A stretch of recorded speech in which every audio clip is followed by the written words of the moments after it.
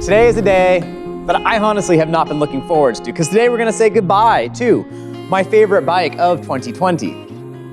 Bye, Altitude Dude. I wanna let you know this video is made possible thanks to support from Jensen USA. I've got a link in the YouTube description below over to Jensen USA. Anything you purchase from Jensen will directly help support my channel. Thank you in advance for your support. I'm also personally supported by P&W Components, Industry 9, and Shimano. Currently, new bikes of any type are super hard to come by with low stock levels, but there are a few of these in stock and available now at Jensen. Let's carefully grab our knives and pop this thing open, see what we've got to work with.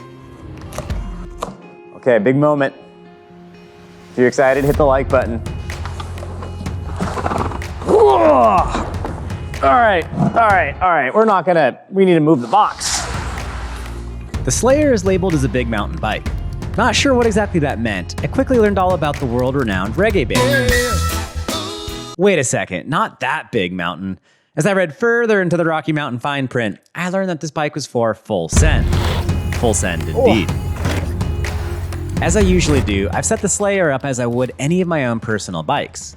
I'm using my Industry 9 Enduro 315 wheels, which use a carbon rim made by WeAre1, along with a super high engagement Industry 9 Hydra hub. I'm running WTB Tough Casing tires front and rear, and that consists of a Vigilante 2.5 high grip up front and a Judge 2.4 fast rolling in the back. I'm using P&W Components 200mm drop loam dropper post, the loam lever, loam grips, a range 40mm stem, and range handlebars cut down to 760mm wide. We're gonna try the Jensen USA water bottle cage house brand foundation. The Slayer is a very unique bike, and it doesn't really compare to the other bikes I've been riding on this channel. So to break down my thoughts on the 180mm travel 27.5 wheeled Slayer, I've separated this video into a few separate mini reviews. We'll start from the safest, and we'll progress to the most energy drink. First up, the Trail Rider's review. For the casual trail rider, the Slayer is a bit like a bar stool. It's totally upright, and you're having a good time, and you're certainly not in a hurry. Ew! The bike pedals just fine, but the short top tube and long travel does not mean race pace up your average trail. It can certainly climb some tricky stuff, but don't think it's any kind of Alex Honnold. The suspension didn't really have any pedal bob that I noticed, though even with my flat pedals, I've got a pretty smooth pedal stroke at this point in time. I've grown preferential to 29-inch wheels, so when trail riding, it did feel a little bit like I was paddling a canoe with a spatula. The bike is available in a 29-inch version, but that's not what was available in time for this video. That said, I still had a lot of fun on the 27.5.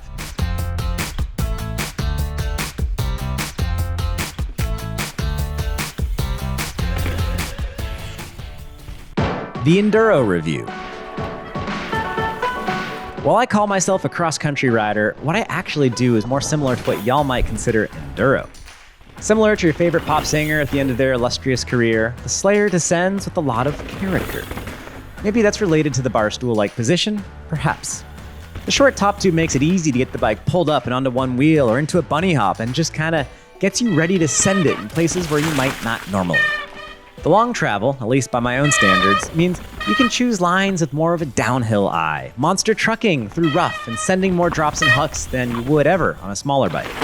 This is certainly good fun. In cornering, the slack angles and ample suspension mean you can really lean the bike over. This is right up my alley. The 27.5 Slayer really does handle itself well for this, but I'm quite curious about trying the same bike in the 29-inch version.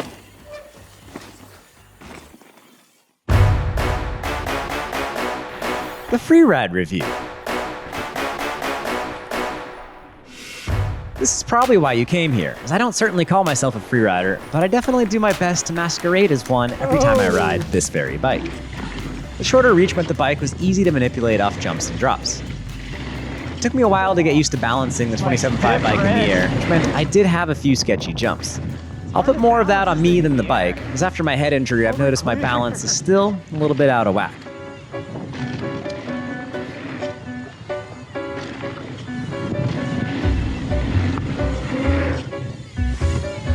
Coil shocks are linear by nature, and when run in the more progressive position with the bike's adjustable suspension, it was still quite linear. I went from the stock 400-pound spring and up to the 450. If I hadn't sent my 500-pound spring back to Niner bikes on accident, I'd certainly like to try it on this bike. When jumping the Slayer, I definitely preferred it on flatter takeoffs. When things got more lippy, it was a little bit of effort to pump and carry speed, which makes sense, sorta. Lots of travel is great for big impacts, but when it comes to pumping, it becomes harder than restraining yourself from leaving that troll-like comment down below. Most bike parks don't even have very lippy jumps at all, so this is likely a non-issue for most casual riders. The stock rear shock only has low-speed compression, which I should probably bump up, but I normally run minimal low-speed damping as YOLO, and I want a lot of rear-wheel traction. However, this shock has no high-speed compression, and being a coil, I can't add volume reducers in order to increase progressivity. In the end, I cranked down preload and stopped worrying about it, and everything was fine. If this were my own bike to keep and leap, I'd probably swap the coil for an air shock like the DP X2 or even an X2.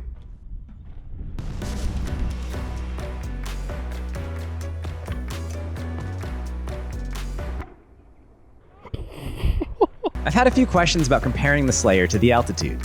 The Altitude has almost as much travel, but being so much longer, it's a little more challenge to throw around in the air.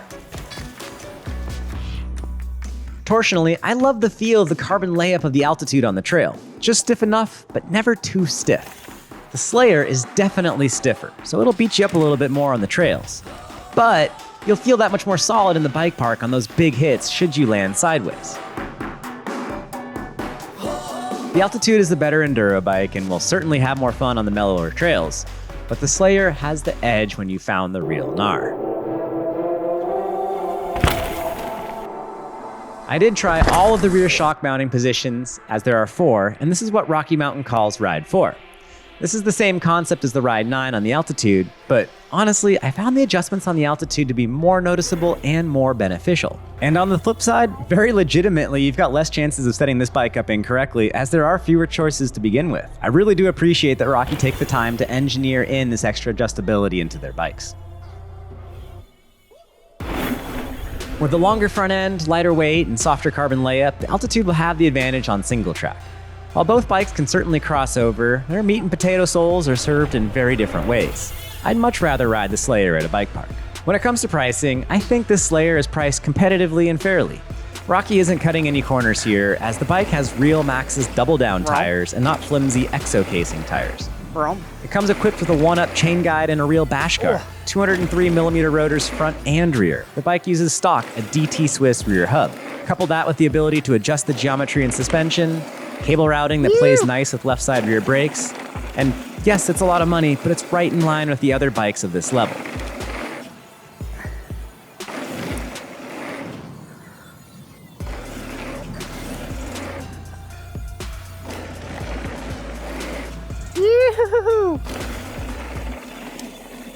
I want to thank Rocky Mountain for loaning me the Slayer. I had a lot of fun on this bike, I took a lot of chances, and I definitely learned some stuff.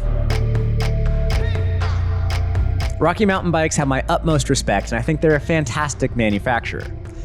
One bike of theirs that I really want to try riding is the Growler, but I'm not sure on their availability. One really cool thing about the Slayer is that they are currently in stock and available now over at Jensen USA. I have a link in the YouTube description below over to the Slayer listing at Jensen USA, and anything you purchase from Jensen will directly help support my channel.